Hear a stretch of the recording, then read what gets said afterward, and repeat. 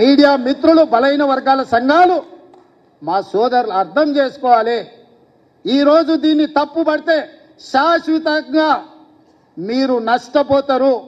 మిమ్మల్ని నష్టపరచాలి అని ఒక పక్కన మోడీ ఇంకొక పక్కన కేడీ ఇద్దరు ప్రయత్నం చేస్తున్నారు.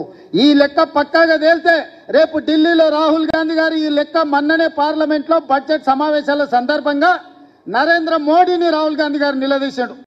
మా ప్రభుత్వం తెలంగాణ రాష్ట్రంలో బీసీ కులగణన చేసింది, దేశ జనాభా మొత్తాన్ని అన్ని జాతుల లెక్క తేల్చింది మోడీ, దేశం మొత్తం నువ్వెందుకు చేయమని మోడీని నిలదీసిండు. కాబట్టి బీజేపీలు భయపడి ఈరోజు కుట్ర చేసి మోడీ మెడలు వంచుతాడు రాహుల్ గాంధీ అనే భయానికి ఈ లెక్కను తప్పుల తడకగా చూపించి కోల్డ్ స్టోరేజ్లో పెట్టాలని వాళ్ళు ప్రయత్నం చేస్తారు.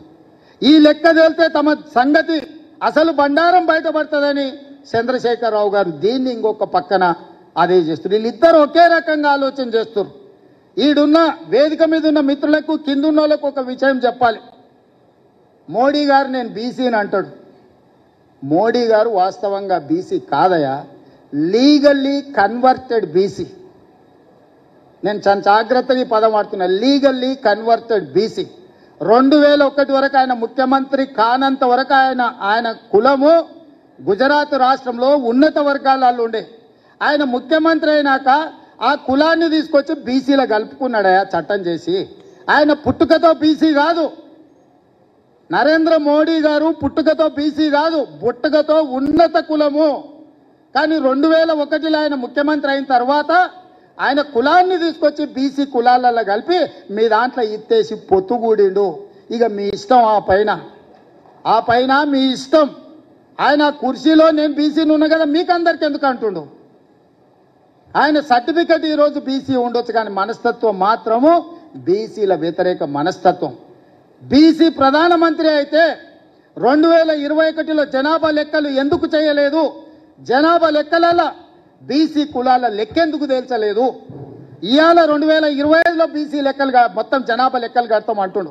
నేను ఈ వేదిక మీద నుంచి డిమాండ్ చేస్తున్నా నరేంద్ర మోడీ గారిని, రేపు చేయబోయే జనాభా లెక్కలల్లో బీసీ కులాల జనాభాను కూడా జనాభా లెక్కలలోనే చేర్చి నీకు చిత్తశుద్ధి ఉంటే లెక్క కట్టు, లెక్క తేల్చు. ఇవాళ మేము చేసింది తప్పు అంటున్నారు కదా.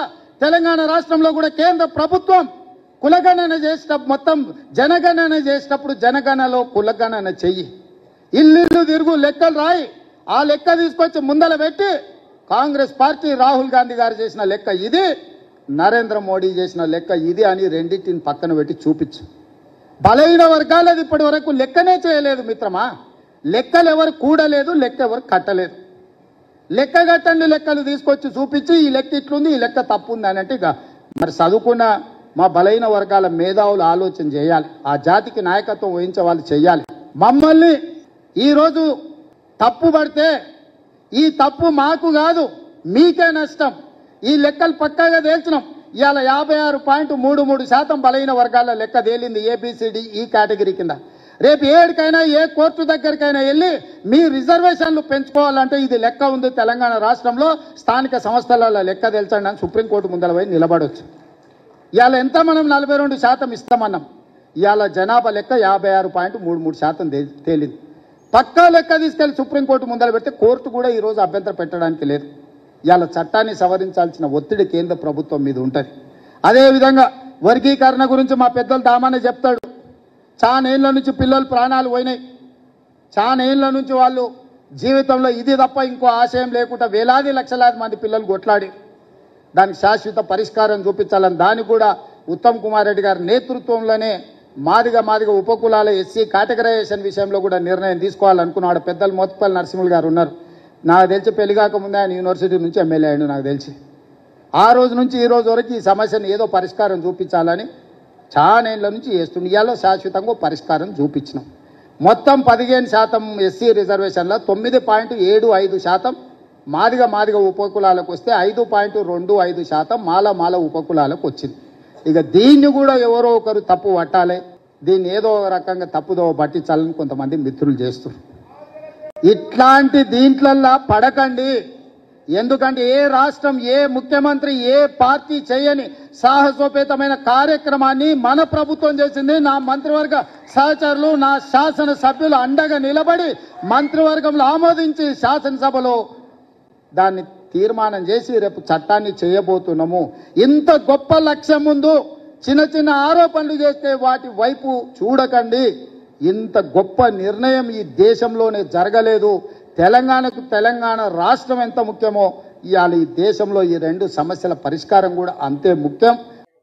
77 సంవత్సరాల స్వతంత్ర భారతదేశంలో ఇవాళ యావత్ ప్రజానికం ఆసేతు హిమచలం అన్నట్టుగా మోడీ గారిని విశ్వసించని, మోడీ గారిని ప్రేమించని మనిషి ఉన్నాడు ఇలా దేశంలో. మోడీ గారు అనేక సందర్భాల్లో పేదరికం చవిచూసిన వాడిని, పేదల జీవితాన్ని చదువుకున్న వాడిని, నాకు పిహెచ్డీ లేకపోవచ్చు కానీ ప్రజల కష్టాలు, ప్రజల కన్నీళ్లు, ప్రజల దుఃఖం, ప్రజల బాధ చదువుకున్నటువంటి డాక్టరేట్ నేను. ఈ దేశంలో ఏ అంబేద్కర్ గారు అయితే ప్రపంచంలోనే గొప్ప రాతపూర్వకమైన రాజ్యాంగాన్ని అందించిండ్రో ఆ రాజ్యాంగం అన్ని వర్గాల ప్రజల, అన్ని జాతుల ప్రజల అవసరాన్ని తీర్చేదిగా, ఆకలి తీర్చేదిగా ఉండాలని చెప్పిండు అంబేద్కర్.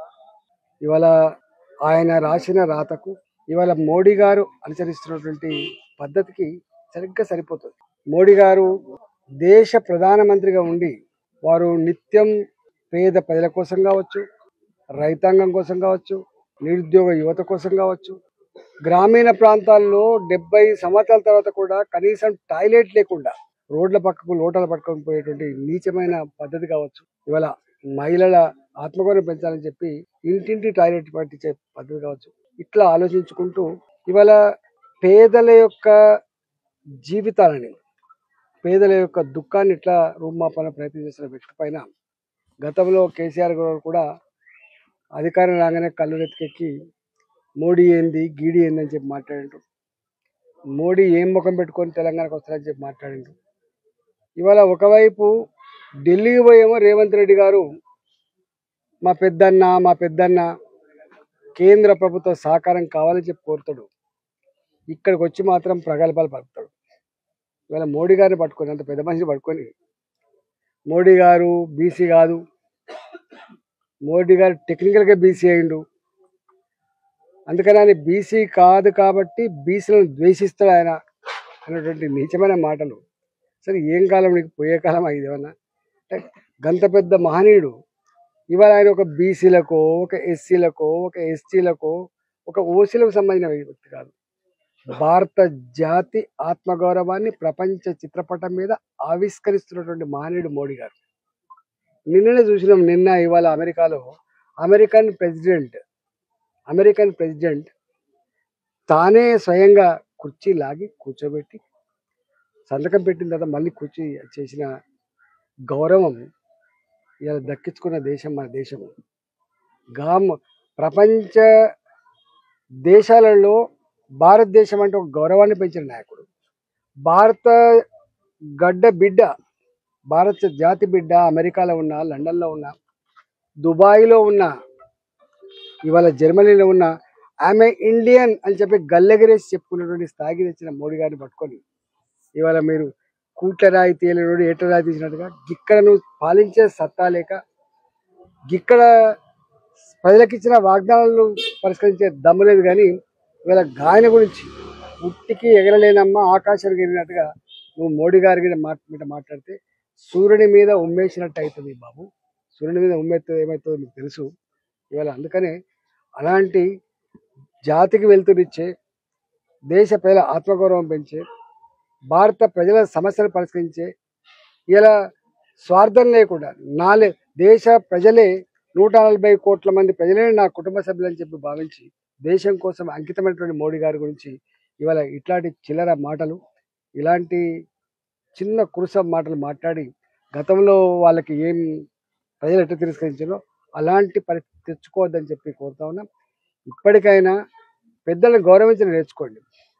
భారత ప్రభుత్వం అంటే ఏదో భారత ప్రభుత్వం అంటే ఆకాశం నుంచి రాదు. భారత ప్రజల యొక్క రక్త మాంసాల మీద కట్టబడ్డ పనుల డబ్బుతో ఇలా మోడీ గారు డెవలప్ చేస్తుందని చెప్పి ఎప్పుడు అంటూ ఉంటాడు.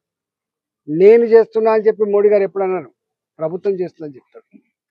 వీళ్ళలాగా నేను చేస్తున్నా ఎక్కడ అడగరు. అధికారం వస్తే నేను సేవకునని చెప్పినోడు మోడీ గారు. అధికారం రాగానే అహంకారంతో కళ్ళు నెత్తికెక్కి ఇక ఏ ప్రజలైతే నీకు అధికారం ఇచ్చినా వాళ్ళ ఇల్లు కూలగొడతా, వాళ్ళ గుడిసెలు కూలగొడతా, వాళ్ళ మీద కేసులు పెడతా అని చెప్పేటువంటి మోడీ గారు కాదు. అందుకనే మోడీ గారితో గోక్కోవడం అంటే ధర్మంతో గోక్కున్నట్టు, మోడీ గారితో గోక్కోవడం అంటే పేద ప్రజల బతుకులతో గోక్కున్నట్టు. ఆ విషయం మర్చిపోద్దని చెప్పి రేవంత్ రెడ్డి మేము సూచన చేస్తా ఉన్నాం. చేసుకో వట్టిగా ఆ క్షణానికి నలుగురు సపోర్ట్ కొట్టడానికి కోసమే మాట్లాడడం అయితే ఆ సపోర్ట్ కొడతారు, కానీ తర్వాత దాని పర్యవసానం ఏందో గత ప్రభుత్వానికి అర్థమైంది, నీకు కూడా అర్థమైందని చెప్పి హెచ్చరిస్తున్నాను.